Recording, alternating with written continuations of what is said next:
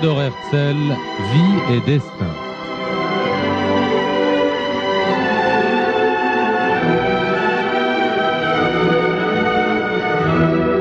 Théodore Herzl, Vie et destin, une série proposée par Philippe Bocara, présentée par Shlomo Malka, collaboration Paul-Henriette Lévy, une série réalisée avec le concours du Fonds Pincus.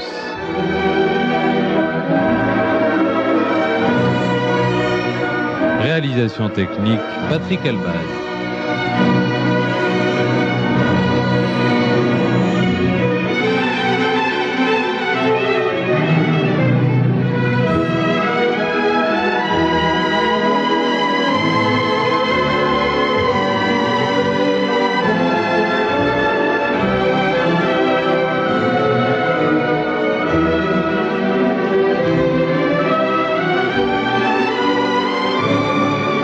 Philippe, nous allons parler aujourd'hui du voyage de Théodore Herzl, proprement dit en Palestine. On avait vu hier les préparatifs, la rencontre avec le Kaiser, avec l'empereur d'Allemagne.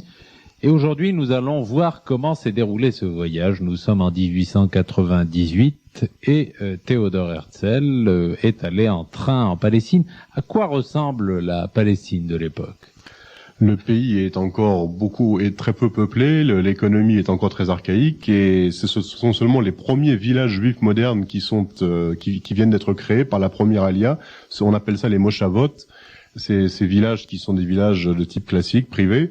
Et Herzl va en visiter un certain nombre. Il commence par visiter l'école agricole de Mikvé Israël, qui a été créée par l'Alliance israélite universelle et qui a été un peu la plateforme de départ de toute la nouvelle agriculture juive en Palestine. C'est là qu'on a réappris aux Juifs à cultiver la terre.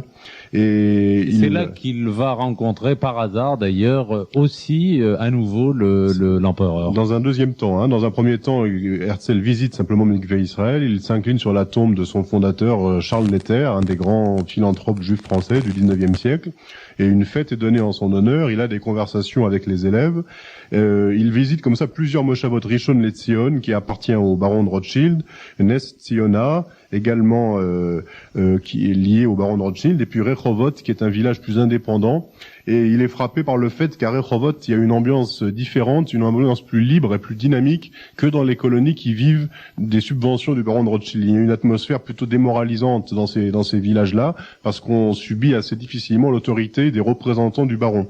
Et assez curieusement, les villageois font un accueil tout à fait magnifique à Herzl, et le représentant du baron est obligé de tenir compte de cet accueil en étant amical à l'égard de Herzl, tout en gardant ses distances pour respecter les consignes qu'il est chargé d'appliquer. Alors il y a quand même dans tous ces villages juifs un début de vie juive d'un type nouveau qui impressionne énormément Herzl. Il y a des chants hébraïques, il y a des cavaliers juifs, il y a de jeunes enfants qui sont nés en Palestine, et tout ça va être une expérience qui va laisser beaucoup de traces dans son esprit. Et il faut dire aussi donc qu'il repasse à Mikvé Israël et il se poste sur la route à l'entrée du village, parce que le Kaiser va y passer, et le Kaiser fait le geste de s'arrêter pour saluer Herzl. Il fait extrêmement chaud, ni l'un ni l'autre ne sont habitués de telle température, il fait 41 degrés au soleil, et il y a là encore des écoliers qui sont là pour dire des compliments, pour chanter des chansons. C'est d'ailleurs Herzl qui donne le signal au chœur des enfants qui chantent l'hymne national allemand pour accueillir le Kaiser. Et le Kaiser s'approche à cheval, serre la main de Herzl et lui dit simplement quelques phrases. Il lui dit: le pays a un avenir. Il le répète 2 fois. Et le Kaiser aussi a eu un déclic sentimental par rapport à ce pays de la Palestine, et ils conviennent, Herzl et lui, que ce qu'il faut à ce pays, c'est de l'irrigation sur une grande échelle, et s'il y a beaucoup d'eau et beaucoup de travail humain, on peut faire refleurir ce pays, évidemment pour des motivations un peu différentes. Alors Théodore Herzl en Palestine, il ne va pas seul en Palestine, il y a des gens avec lui, il y a des délégués sionistes. Ils sont plusieurs délégués sionistes qu'il a choisi exprès dans des professions un peu expertes, comme un médecin, un avocat. Et il y a surtout David Wolfson, l'homme d'affaires David Wolfson, qui est son compagnon le plus proche, à la tête du mouvement. Et d'ailleurs, David Wolfson va être très triste parce que le train qui amène Herzl et ses amis de Jaffa à Jérusalem arrivera en ville après le Shabbat, parce que ça, c'est une chose qui n'a pas tellement changé aujourd'hui depuis l'époque de la fin du 19e siècle. Les trains sont extrêmement fantaisistes en Palestine. Sauf que à l'époque, ça mettait pas en difficulté des coalitions gouvernementales, ce qui n'est pas le cas aujourd'hui. Alors, il va aller aussi. Il va aller à Jérusalem, il va visiter Jérusalem. Alors qu'est-ce qu'il ressent en allant à Jérusalem? Eh bien, on est surpris de voir que déjà à l'époque, on parlait de Jérusalem illuminée, et il a été évidemment bouleversé par la beauté de la ville. Et bien que la ville était beaucoup plus petite à l'époque et qu'il n'y avait pas d'électricité dans cette ville, elle était déjà frappante par sa lumière lorsque le soir tombait sur elle.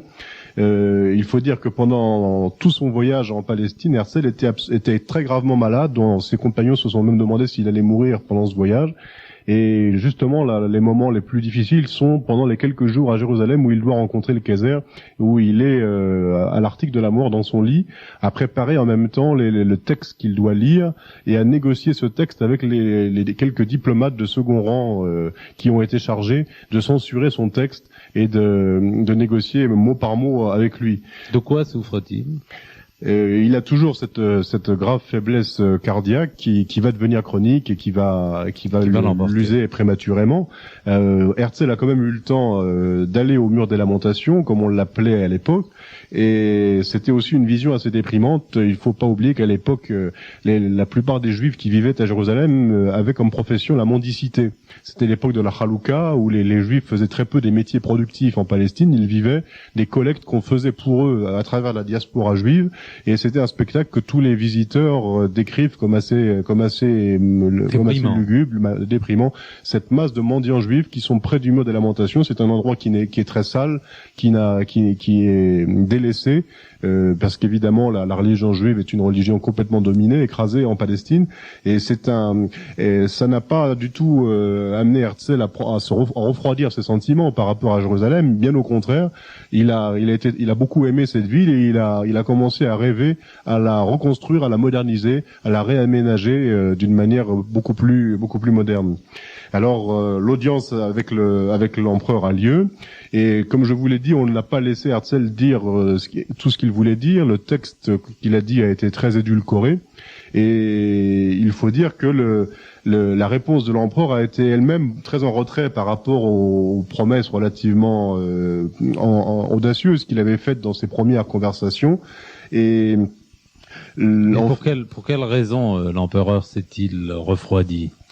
Eh bien, son entourage lui a fait comprendre que le mouvement sioniste était un mouvement relativement faible, qu'il n'avait pas le soutien des grands financiers juifs. Il suffisait de s'informer pour le savoir, que les raisons qu'avaient les Turcs de s'opposer au sionisme étaient des raisons fortes, des raisons d'opposition musulmane, des raisons la difficulté qu'avait Constantinople à gérer cet immense empire qui était déjà très fragile, très très difficile à tenir, et que donc il n'était pas réaliste de jouer la carte sioniste. Nous parlions donc de cette entrevue à Jérusalem entre le Kaiser et Theodor Herzl, une entrevue décevante parce que l'empereur d'Allemagne ne promettra rien et même le contraire.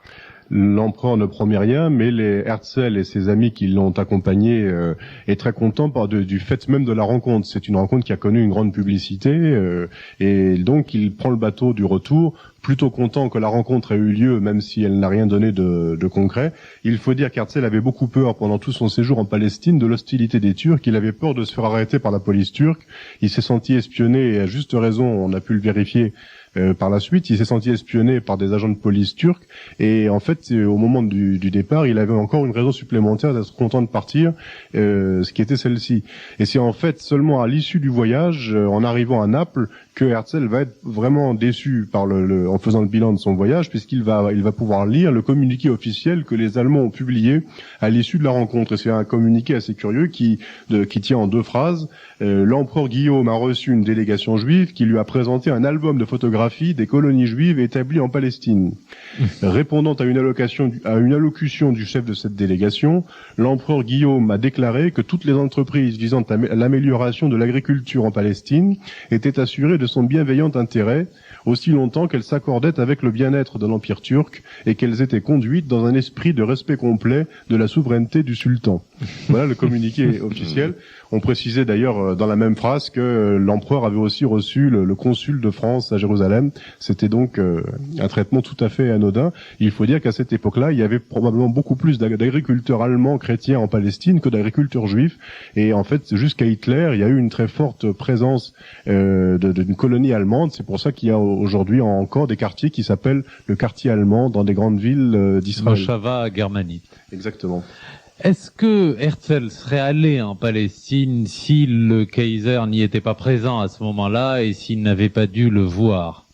Probablement pas. On peut dire que vous pensez parmi les générations de sionistes qui ont vécu avant la création de l'État d'Israël, la plupart d'entre eux n'avaient jamais mis les pieds et le voyage en Palestine était une chose très différente d'aujourd'hui. Il faut dire que le voyage coûtait beaucoup plus cher, que c'était encore une habitude bourgeoise, une habitude presque aristocratique, le voyage sur les longues distances. Et pour les hommes de cette génération-là, la Palestine était encore quelque chose de très abstrait, quelque chose de presque d'imaginaire, de littéraire. Et il n'était pas du tout évident de faire la démarche concrète d'y aller. Mais il faut dire aussi que ce voyage, causé par celui du Kaiser, a créé entre Herzl et la Palestine un lien affectif fort, qu'il avait vu les choses, il les avait senties personnellement, il avait même rencontré des hommes avec qui il s'était lié, et ça aura un résultat presque immédiat, puisque paraîtra quelques mois plus tard. 2 ans plus tard va paraître son roman d'anticipation, Alt-Neuland, qu'il consacre à la Palestine du futur et dont nous allons parler dans le prochain épisode.